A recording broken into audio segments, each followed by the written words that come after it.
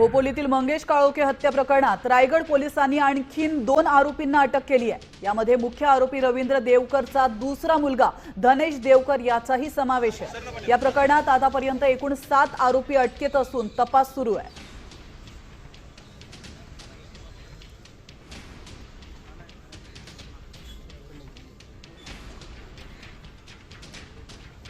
तर उपमुख्यमंत्री एकनाथ शिंदे यांनी मृत मंगेश काळोखेंच्या कुटुंबियांची भेट घेतली आहे। यावेळी त्यांनी काळोखे कुटुंबाचं सांत्वन केलेलं आहे। पोलीस आरोपींना शोधून काढतील, तसंच हत्या करणाऱ्यांना फासावर लटकवलं पाहिजे असं शिंदेंनी म्हटलंय।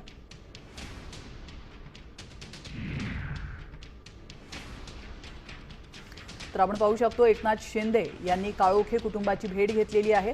तर नवनिर्वाचित नगरसेविकेचे पती काळोखे यांची अतिशय निर्घृणपणे हत्या करण्यात आली होती।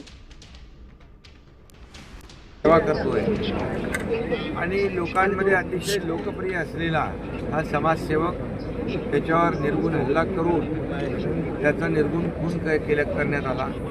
अतिशय अमानवीय पद्धतीने क्रूरपणे त्याची हत्या झालेली आहे आणि ही माणुसकीला काळीमा फासणारी घटना आहे। मुलीला शाळेत सोडवताना या ठिकाणी हल्लेखोरांनी हल्ला केलेला आहे, पाळत ठेवून पूर्णपणे नियोजन करून।